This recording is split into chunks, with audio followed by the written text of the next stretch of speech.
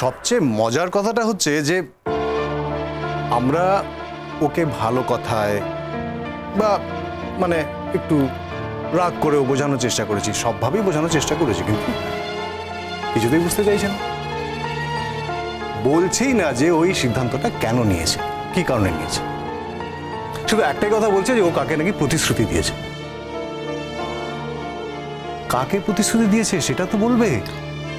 কে আবার ওই মেয়েটি শ্রেষ্ঠা, তাকে? না না না না না, এই নাটকবাজিটার আমি কোনো মানেই বুঝতে পারছি না। মোহর জানে না যে শঙ্খ ওকে কি চোখে দেখে আর ওই শ্রেষ্ঠাকে কি চোখে দেখে। তারপরে যদি ওর মনে হয়ে থাকে যে শ্রেষ্ঠাকে যে প্রতিশ্রুতি দিয়েছে সেটাই শঙ্খ রাখবে, তাহলে মোহর শঙ্খকে কোনোদিন ভালোই বাসেনি।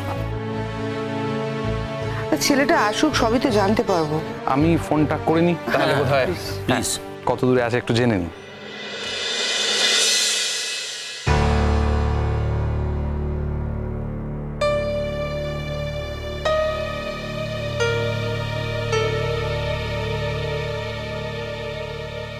কি হলো, ধরছে না ফোন? না, নো রেসপন্স হয়ে গেল। এরকম তো হওয়ার কথা নয়। সময়ের ব্যাপারে তো শঙ্খ ভীষণ পাঞ্চুয়াল। তিতির, মুহূর্ত তোমাদের বাড়িতেই? হ্যাঁ, মানে ওর তো বাড়ি থেকে বেরোনোর কোনো চান্সই নেই। আমরা ওকে বলেছিলাম ডুপ্লিকেট চাবিটা রাখতে, কিন্তু ও বললো যে ওর তো বাড়ি থেকে কোথাও বেরোনোর নেই, তাই আমরা চাবিটা সাথে নিয়ে চলে এসেছি। না মানে আমি একটা জিনিস বুঝতে পারছি না, যে ছেলেটা এত পাংচুয়াল, কখনো দেরি করে না, ঠিক সময় মতো চলে আসে, তার কি হলো? আচ্ছা বলছি যে অন্য কোথাও একটু ট্রাই করা যায় না ফোন করে, মানে ওর বাড়িতে যদি একটা ফোন করা যায়। হ্যাঁ দেখছি।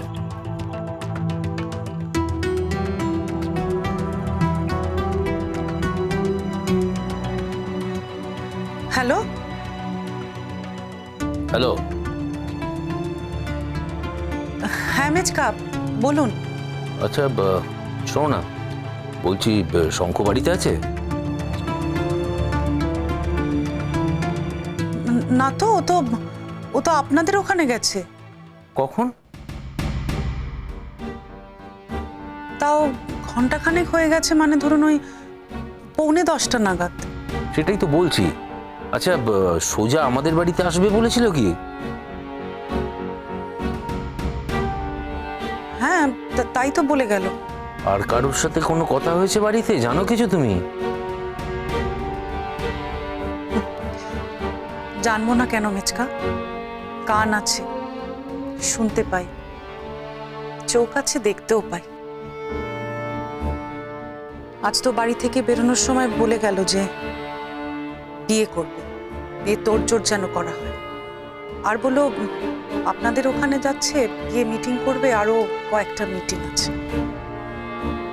মিচকা, আমরা যখন মুখ কালো করেছিলাম তখন বলল যে চিন্তা করো না, আমার বউকে দেখলে তোমাদের পছন্দই হবে। এইটুকুই কথা মিচকা, এর থেকে আর কি বুঝবো বলুন?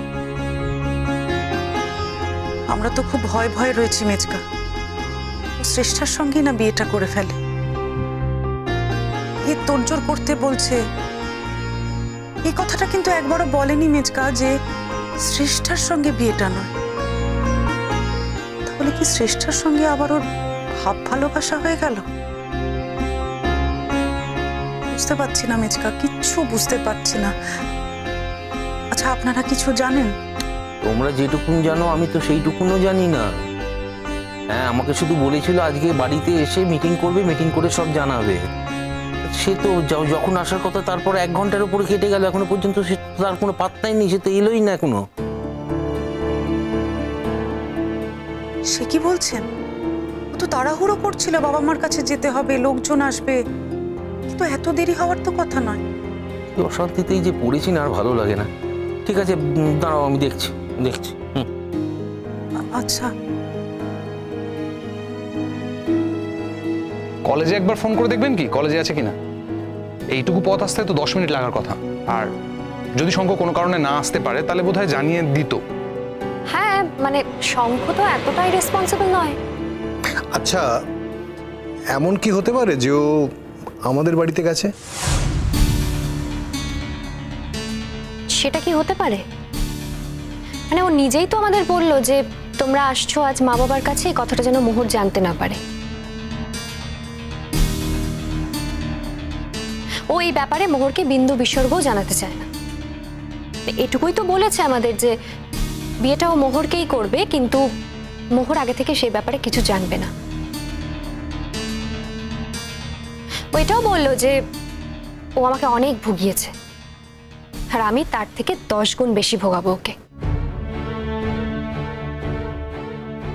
এত কথা বলেছে? হ্যাঁ বিশ্বাস করুন, ও আমাকে বলেছে এই কথাগুলো। আমি কিছু বুঝতেই পারছি না। তার থেকে একটা খোঁজও যদি পেতাম। দাঁড়াও দাঁড়াও, আমি কলেজে একটা ফোন করি। দাঁড়াও।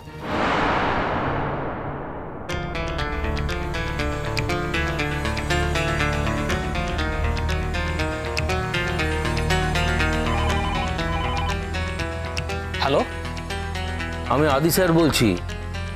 হ্যাঁ স্যার বলুন স্যার। দেখো তো একটু শঙ্খ স্যার এসছে কিনা। না স্যার, শঙ্খ স্যার এখনো আসেননি, আর আমি একটু আগেই ওনার চেম্বারে গিয়েছিলাম। হ্যাঁ, চেম্বার পরিষ্কার করতে। ওনাকে ওখানে দেখতে পাইনি স্যার। আর স্যার উনি আসলে আমি কি ওনাকে ফোন করতে বলবো? হ্যাঁ, আসার সঙ্গে সঙ্গে আমার সঙ্গে যোগাযোগ করতে বলো। আর তুমি শিওর যে তুমি দেখোনি? না স্যার, আমি দেখিনি স্যার। আচ্ছা ঠিক আছে ঠিক আছে ঠিক আছে স্যার।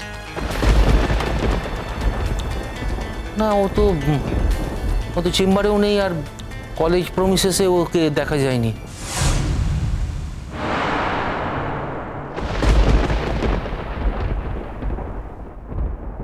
আর সব থেকে বড় ভুল করেছে আমার ছেলেটা।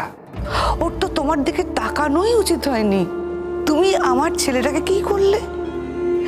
তুমি সমস্ত রকম সুযোগ নিয়েছো, এক্সপ্লয়েট করেছো। আমার ছেলেটাকে পাপোশের মতো ছুঁড়ে ফেলে দিচ্ছ তুমি, দিয়েছো ওরাদের।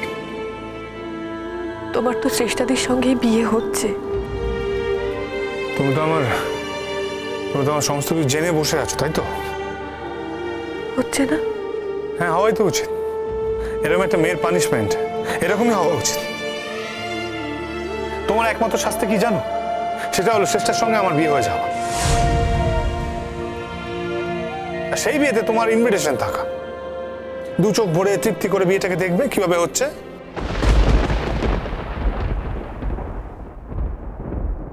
তুমি ভালো থাকো শঙ্খ।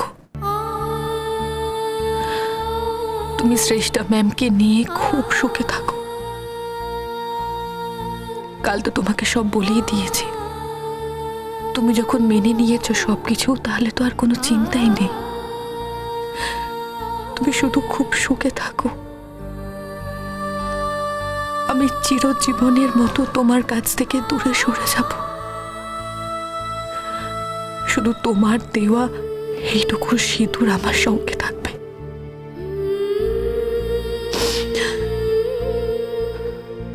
আর ওই দিনটার কথা আমি কখনো ভুলবো না।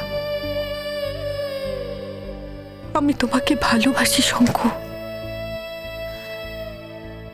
তাই তোমাকে না দিতে পারার মতো আমার কাছে কিচ্ছু নেই, কিচ্ছু নেই।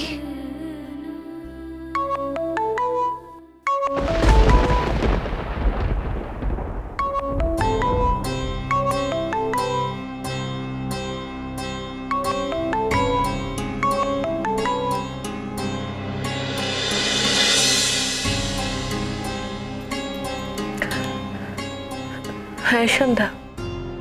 বলছি মোহর, তুমি ঠিক আছো তো?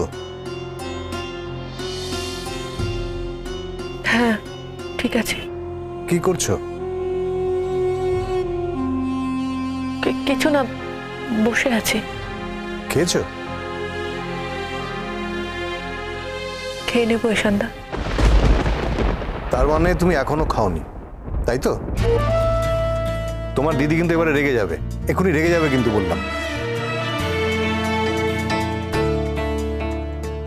খাবো, এই তো খেয়ে নেব। আচ্ছা, তোমার শরীর ঠিক আছে এখন? হ্যাঁ। আচ্ছা, বলছি কেউ কি এসেছিল?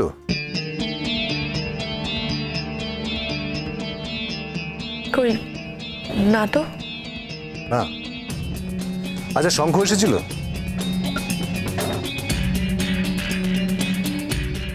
কেন? শঙ্কর স্যার কেন আসবেন? ওনার তো আসার কথা নয়। না, সেটাই বলছি আর কি। আচ্ছা ঠিক আছে, তুমি রাখো ফোনটা। হুম।